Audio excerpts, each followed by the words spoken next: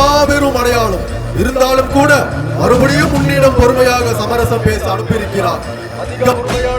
முறையாக கேட்கிறேன், தேவர்களை விடுதலை செய்ய இயலுமா இயலாதா? இல்லையெனில் உன்னை கந்த கடவுள் போரில் அடிப்பது உறுதி. மீண்டும் மீண்டும் அந்த சிறு பாலகனா என்னை அழிப்பது, அதுவும் பார்த்து விடுவோம்.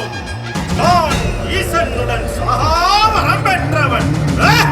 புதுவனே, நீ புதுவனாக வந்ததினால் நான் உன்னை விட்டு விடுகிறேன்.